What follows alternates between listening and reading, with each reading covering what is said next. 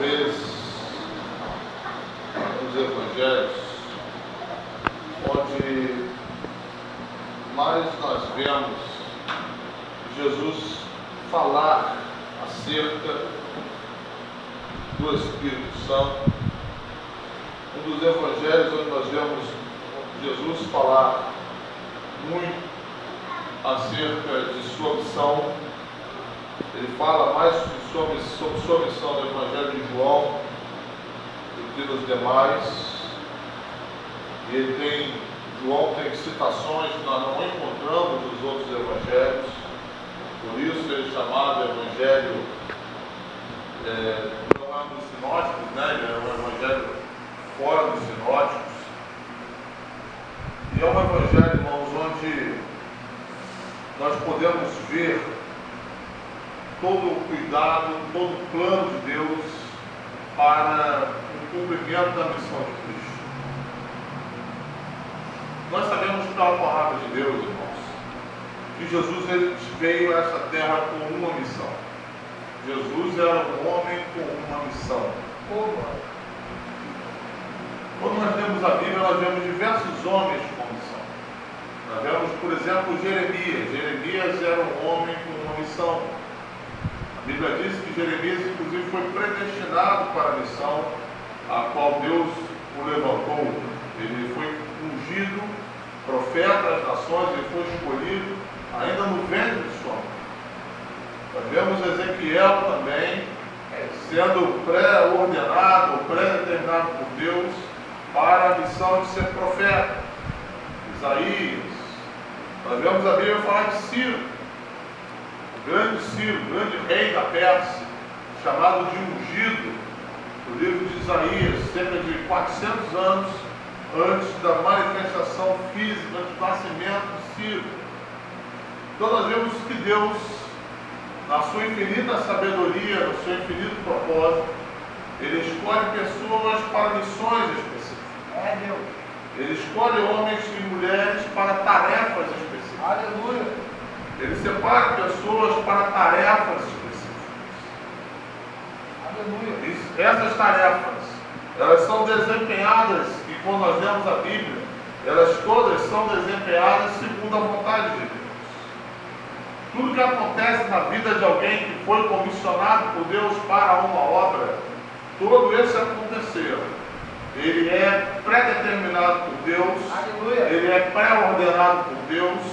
Ele, nesse acontecer, desenrolar da história, em nenhum momento foge ao controle de Deus, mas Deus ele tem uma forma diferente de conduzir a pessoa a qual Ele escolheu, dentro do propósito que Ele escolheu, de uma forma que muitas vezes para nós é chocante, mas que para Deus está dentro do seu plano.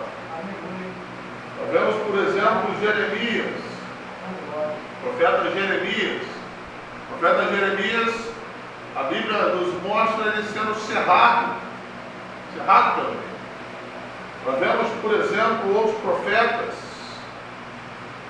a qual Deus mandou de uma maneira muito estranha, se nós olharmos a coisa separada, fora do contexto. Deus mandou que se casasse com uma prostituta. Nós vemos outros profetas que Deus mandou comer fezes humanas. E nós olhamos essas coisas, nós ficamos boquiabertos, pensando, Deus, como tu permitiu isso na vida do teu servo? Aleluia. Mas a questão é que todas essas coisas, a qual esses homens, essas mulheres passaram, estava já predeterminado no pensamento de Deus. Aleluia. Estava pré-escolhido no pensamento de Deus, pré-desenhado esse caminho. A questão é que, quando Deus escolhe a pessoa para um propósito, e todos nós, como cristãos, somos escolhidos por Deus para um propósito, Deus já nos escolheu e escolheu o caminho que nós vamos seguir. Esse caminho que nós vamos seguir nem sempre é um caminho fácil. Nem sempre é um caminho fácil de compreender. Nem sempre é um caminho fácil de entender. Nem sempre é um caminho fácil de nós equacionarmos. Há muitas coisas que acontecem que nós nos perguntamos por quê. Há muitas coisas que existem que nós nos questionamos. Por que isso? Por que isso está acontecendo? Talvez você se questione, por que isso está acontecendo na minha vida? Por que eu estou passando tanta tribulação? Eu não tenho resposta fácil para você, mas o que eu tenho para te dizer é que nenhuma das tribulações que você está enfrentando estão, de alguma maneira, pegando Deus de surpresa. Aleluia, aleluia. Nenhuma das tribulações que você está enfrentando estão, de alguma maneira, surpreendendo Deus. Porque Deus não é surpreendido por nada. Aleluia. Deus não é pego de surpresa. Aleluia. Deus não é pego no contrapé. Deus não é enganado. E Deus a ninguém engana. Glória a Deus. Deus, Ele sabe exatamente o caminho que nós estamos seguindo. E se estamos enfrentando uma tribulação, Deus sabe que aquilo que nós estamos enfrentando foi pré-determinado por Ele para que nós vivêssemos. Aleluia. E aí nós temos que separar muito bem as coisas. Porque quando nós olhamos isso para a Bíblia, e hoje nós vivemos um tipo de evangelho que está fugindo da Bíblia, nós vivemos um tipo de fé cristã que está extrapolando a Bíblia, está ensinando o que a Bíblia não ensina. Nós precisamos estar muito atentos a esse tipo de ensino. Porque hoje nós vivemos uma confusão entre a fé cristã, a qual Deus escolheu para a nossa vida, o caminho cristão que Deus escolheu para nós, e uma coisa chamada triunfalismo. Aleluia. Estávamos falando, Jesus está falando agora há pouco, do enganoso coração. E Jeremias diz: enganoso é o coração do homem. Por que não é enganoso o nosso coração? Porque o nosso coração é cheio de engano? Porque ele emite razões e reações que a própria razão desconhece, como dizia o filósofo Blaise Pascal. Nós facilmente confundimos a fé cristã com o triunfalismo. Sim, Deus. Trazendo esse sentimento, um sentimento falso de segurança e de vitória que não confere com a realidade bíblica. O que é triunfalismo, irmãos? Triunfalismo é uma atitude excessivamente triunfante. É um sentimento exagerado de triunfo. E há dois tipos de triunfalismo. Talvez você já tenha tido contato com o mais radical. O mais radical dele ensina que o crente não tem problema na vida. Ensina que o crente não pode passar por problema na face da terra. Porque a sua salvação confere a posição de triunfo, de vitória sobre o diabo. E por isso, mal interpretado, é dito que nós não podemos passar por nenhuma provação, por nenhuma necessidade, por nenhuma luta, por nenhum conflito emocional, Aleluia. por nenhum conflito psicológico, Aleluia. por nenhum conflito no nosso homem interior. É como se nós estivéssemos colocados acima de todos os problemas. Só que quando nós vemos na Bíblia, nenhum homem de Deus esteve acima de problemas. Todos eles experimentaram problemas na vida. O próprio Jesus experimentou problemas na sua vida. Foi negado, foi traído, diversas vezes foi criticado, diversas vezes foi caluniado, Aleluia. diversas vezes foi tido chamado até de endemoniado. Glória a Deus. Disseram até que ele expulsava o demônio pelo principal dos demônios. Você imagina depois de fazer uma cura, abençoar uma pessoa, Aleluia. expulsar do espírito maligno de uma pessoa, você escutar uma dessa. Então, essa fé, que é triunfalista, ela coloca-nos acima de problemas, quando a Bíblia não nos coloca acima de problemas. Muitas vezes, nós estamos incluídos, envolvidos, mergulhados no monte de problemas que estamos vivendo. O que não significa a falta de fé, já vamos falar disso. Esse é o radical, mas há um moderado também. Há um triunfalismo moderado. Esse triunfalismo moderado, irmãos, ele menospreza o sofrimento. Ele menospreza as mazelas humanas em nome da fé. Ele faz pouco caso do viés humano e de suas fraquezas. É uma espécie de positivismo cristão, uma psicologia do bem-estar, do welfare state. Segundo esse ensino, o homem não pode se entristecer, ele não pode sentir medo, ele não pode ter conflitos interiores, ele não pode sentir angústia em hipótese alguma. Ele tem que ter uma atitude sempre interior de, não, eu vou vencer. Eu vou vencer de qualquer jeito. Ele não pode, de maneira nenhuma, ter um desajuste interior. Aleluia. Isso é falacioso e é perigoso, esse tipo de coisa. Especialmente esse triunfalismo é algo comum, especialmente nos círculos pentecostais e neopentecostais. O problema surge, irmãos, porque há um ensino ruim, um ensino falso, um ensino que não é verdadeiro. Que diz que quando a pessoa é revestida pelo Espírito Santo, ela tem a obrigação de viver acima de si mesma. Isso não é verdade. Nenhum apóstolo, nenhum crente, mesmo no Velho Testamento, mesmo revestido com o Espírito, viveu assim. Nenhum deles. Esse ensino diz: o cristão, ele, cheio de Espírito, ele é um modelo de afirmação confiante. Ele é um modelo de superação pela fé. Talvez você tenha escutado falar isso. De compromisso inabalável, de profunda sensibilidade. Acima de tudo, ele está convencido de que quando faz o melhor, Deus vai fazer o melhor por ele. Isso não é fato. Então, essa posição não corresponde à realidade. Daí, quando o crente que crê no triunfalismo vai se depara com o problema, e esse é o grande ponto aqui, com tribulação, ele vai interpretar isso como fracasso da sua fé. Ele vai dizer que a fé fracassou. Minha condição espiritual está ruim.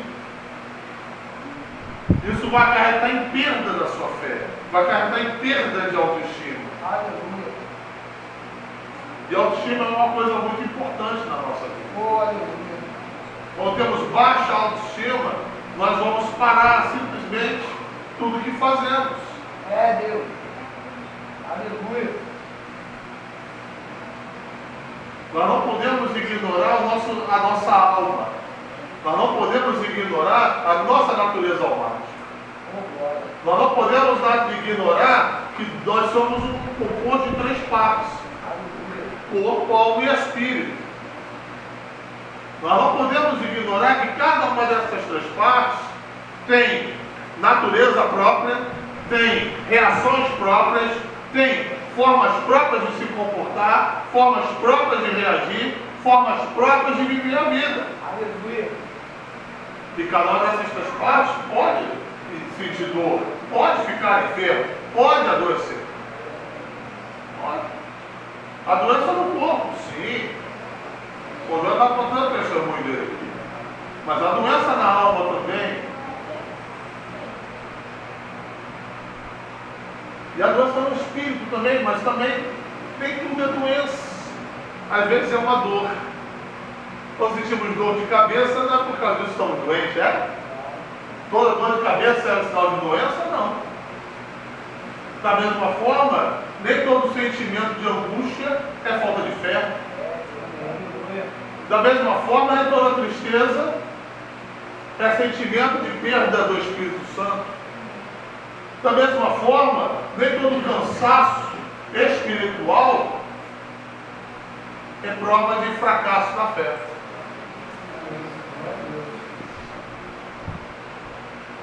Só que o problema é que esse ensino de triunfalismo, ele ensina justamente o contrário. Há pessoas, irmãos, que chegam a se desviarem da fé, porque se consideram a si mesmas reprovadas por Deus. Outras pessoas chegam ao ponto de culparem a Deus por não ter honrado sua fé e sua devoção. É um ensino muito sério, muito grave.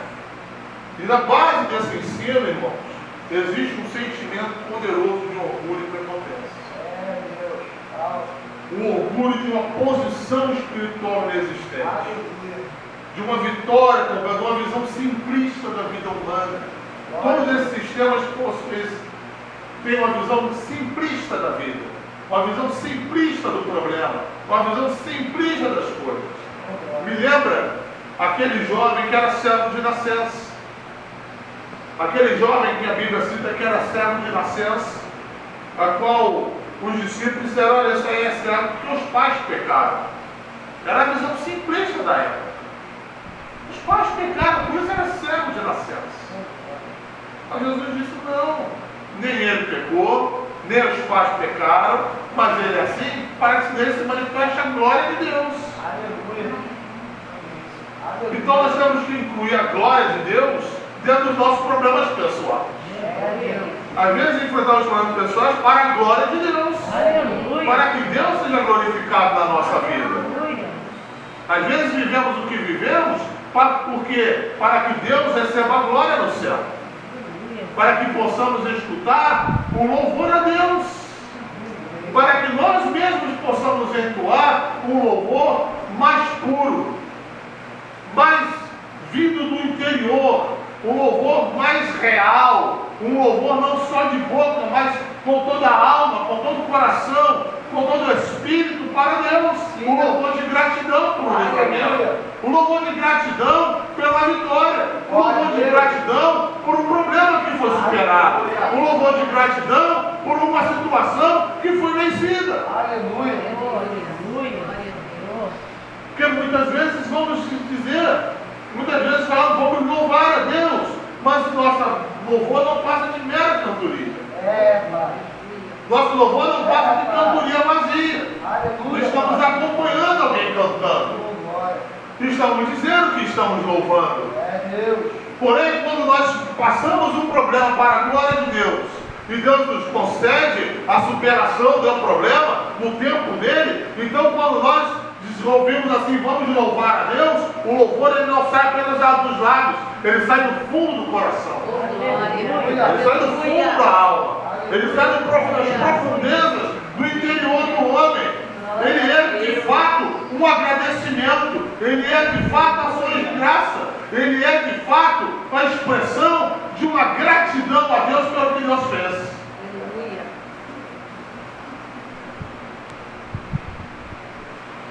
Nós não podemos ignorar isso. Nossos problemas eles têm muitas faces, são muito facilitados. Eles têm várias explicações, têm várias razões, dependendo do caso. Além de tudo, irmão, não podemos desprezar uma coisa fundamental, que é a graça de Deus.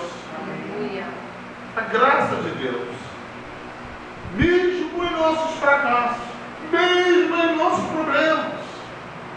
Muitas vezes nós dizemos que vivemos na graça, mas estamos quase que vivendo num sistema de mérito, uma meritocracia.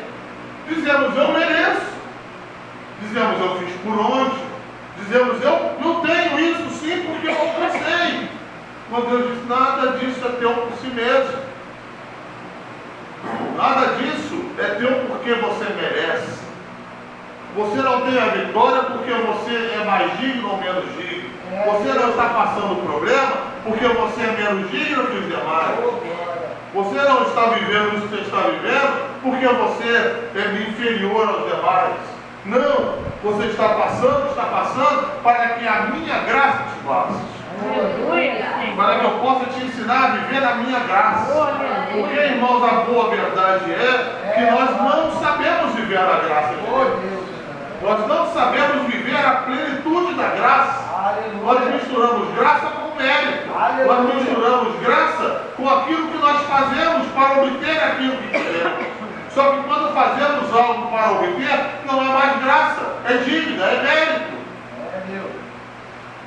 Nós precisamos entender que é a graça que nós precisamos viver. Quem diz que merece ser, que merece estar, que merece ter ou receber, que fez por onde, por isso obrigatoriamente deve alcançar, ainda não entendeu a fé cristã. Não entendeu. Eu mereço.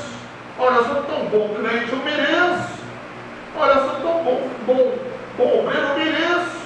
Eu sou tão bom, fiel, eu não mereço.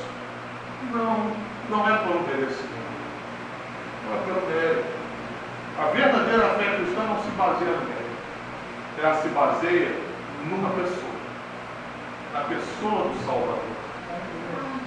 A verdadeira fé se baseia na pessoa do Salvador. O capítulo 16 do Evangelho de João, quando nós lemos, e você pode ler ele todo em casa, eu não li ele todo, você pode ler ele todo em casa, você vai ver nosso Senhor se despedindo dos discípulos. Ele está se despedindo. E está advertindo os discípulos sobre as perseguições e pelas provas que eles enfrentariam. Então vocês vão passar problemas. Olha, assim como fizeram comigo, vão fazer com vocês.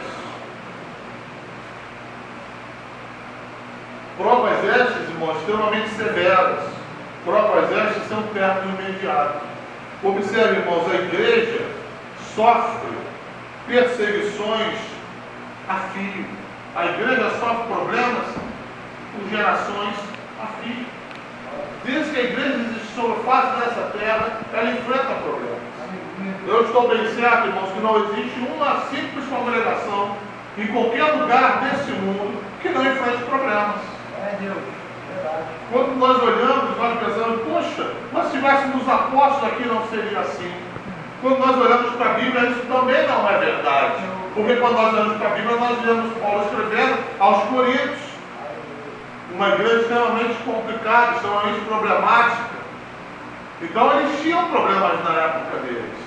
E cada carta que Paulo escrevera, cada epístola, irmãos, era para ensinar aos seus destinatários. Paulo não estava dando bons conselhos sobre o que eles deveriam fazer. Paulo está dizendo, eu quero que vocês façam isso. Eu, como pastor dos irmãos, quero que vocês vivam assim. Eu estou dizendo aquilo que recebi do Senhor. E por isso estou escrevendo à igreja, para que a igreja tenha um registro, para que a igreja saiba como se conduzir, para que a igreja saiba como servir ao Senhor. Aleluia. Em nenhum momento Paulo dá bons conselhos. Em todos os momentos Paulo proclama a palavra de Deus. E ainda assim vemos problemas. E qualquer verdadeiro discípulo, irmãos, de Cristo, ele vai passar problemas. Ele vai ser perseguido. Quando a Bíblia diz, no mundo tereis aflições, as aflições, primeira coisa que elas significam, não a única, a primeira coisa, significa perseguições. Perseguições. Jesus diz, vocês vão passar aflições, vocês vão passar perseguições. E as perseguições se manifestam de diversas formas. Se manifestam no nosso trabalho, se manifestam no nosso curso, se manifesta na nossa vida, se manifesta na nossa família, às vezes se manifesta na própria igreja. Elas se manifestam de diversas formas. Elas têm muitas formas de se manifestar. Jesus disse que todo aquele que quisesse servir, ser um discípulo verdadeiro, seguir verdadeiramente a Jesus, padeceria perseguições. Paulo falou disso. Paulo disse, todo aquele que quiser viver piamente em Cristo, padecerá perseguições. E essas perseguições, irmãos, elas são um sofrimento necessário. Elas não estão fora do controle da vontade de Deus. Isso que Jesus deixa claro. Olha só, eu estou passando isso tudo. Eu vou ser retirado do meio de vocês. Daqui a pouco você não vão me ver mais. Aquela famosa frase dele, um pouco que não me vereis. E ver-me-eis, né? Depois, e ele faz esse jogo, um pouco não veremos e ver-me-eis, e os discípulos não entendem o que ele está dizendo, dizendo, olha, eu vou ser tirado, eu vou ser morto, eu vou ser removido, vocês vão chorar, vocês vão lamentar, o mundo vai se alegrar, vocês vão ficar tristes. Jesus estava já prevendo isso. E o fato de Jesus prever isso é um sinal de que Deus estava plenamente no controle de todas. Agora.